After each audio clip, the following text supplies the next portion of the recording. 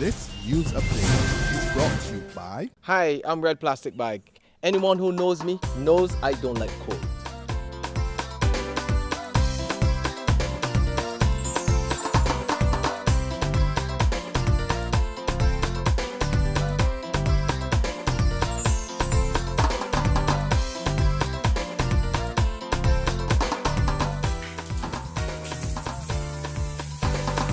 Sunshine reigns in my country. I love it. Get your sun power.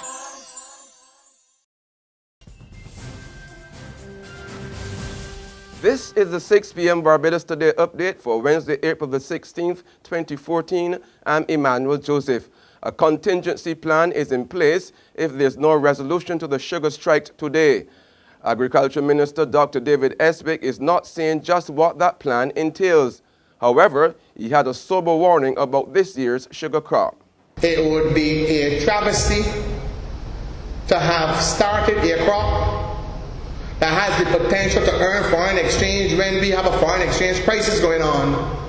And someone is going to tell me they want an apology? An apology can be a basis. Alright, now, when you start getting this to this level, you know, I go into a different zone of thinking. You know, and my responses may not be very kosher and defined, but the reality is we are on the precipice of losing the entire sugar crop.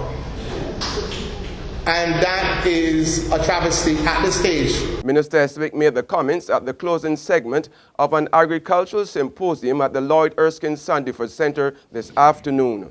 Meantime, talks are still continuing at the Ministry of Labor aimed at ending that strike. For the latest on those discussions, we go to our Ryan Gills. At 4:27 this afternoon, the Minister of Labour, Dr. Esther Barsuku, accompanied by her Permanent Secretary, Martin Cox, came down the stairs and through the doors to the main conference room here at the Warren's Office Complex, the home of her ministry, to meet with the delegation from the BWU, led by Sir Roy Trotman. The Minister had been earlier, since just after 12:30, meeting with the BAMC team. Our Dr. Suku, on her way into the meeting, noted that she could only afford a few minutes as the matter at hand was time sensitive. Her answer to a question posed to her on this, the 7th day of the sugar workers' strike, was, "Are they making progress?" She said, "We are making progress," but that was all. It is understood, though, that there's a document that has been prepared by the ministry. I am not sure which one would have prepared this document, but that's being assessed by the BAMC, and it is to be handed to the union for their perusal. I was able to sneak a quick moment with Sir Roy, who said that the proposals which have been on the table from the get-go, namely the apology and the enhanced separation package, are still the bones of contention on the part of the union. From here at the Ministry of Labour in Warrens, I'm Ryan Jones for Barbados Today. On to other news now. A senior government minister says there's no need for a trade war between Barbados and St Lucia. But at the same time, Minister of International Business, Commerce and Industry, Donville Innes, says there's a need for frank discussions with Castries on the 70% increase in duties on some products from Bridgetown. The minister says the Frontier Stewart administration is seeking to have the matter addressed at the regional level next month.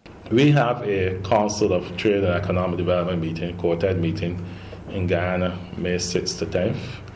I expect there will be a sizable delegation from Barbados going to that meeting, at which these issues will be formally discussed. But prior to the meeting, we are not waiting on the meeting in Guyana. Prior to the meeting, there are discussions going on internally with the private sector who are affected, as well as with the technical officers or the officials between St Lucia and Barbados. Minister Innes was speaking following a familiarization tour of the Ararat Cement Company in St Lucie, which is celebrating 30 years in operation. That company is projecting a $750,000 loss as a result of government's decision to remove the subsidy on diesel. Minister Innes says his ministry is now conducting a study to determine the effect the subsidy removal will have on manufacturers. And staying with manufacturing, the executive director of the association responsible for that sector says it's criminal that the local market is being flooded with inferior quality T-shirts from the Dominican Republic. Bobby McKay was warning that it is putting local companies and the jobs of thousands of Barbadians at risk.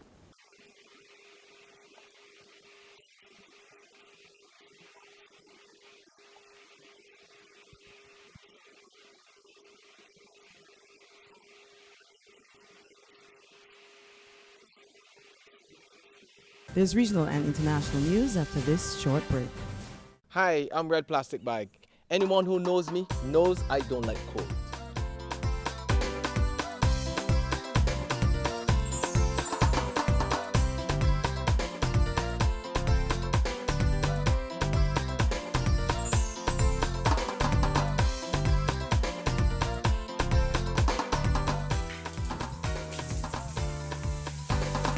Sunshine reigns in my country. I love it. Get your sun power. To the regional news, the Venezuelan government says it will not grant amnesty for jailed protest leaders. The call was made during a meeting yesterday between government and opposition representatives aimed at ending 2 months of anti-government demonstrations. More than 40 people have died in recent protest-related violence. Internationally now, the Nigerian military has joined the search for dozens of teenage girls abducted from a school in the remote northeast region. A reward of $308,000 for information, and it's thought that Islamist militant group Boko Haram took them to a forest near the Cameroon border. That's our 6 p.m. update. Join us again at 7 in the morning. In the meantime, log on to www.barbadostoday.bb. Subscribe to our e-paper and like us on Facebook to get more news and sports. I'm Emmanuel Joseph. This news update is brought to you by Hi, I'm Red Plastic Bag. Anyone who knows me knows I don't like cold.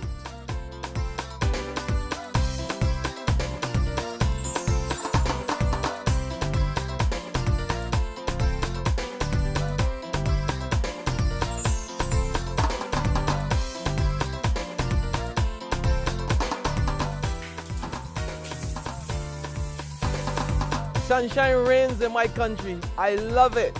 Get your sun power.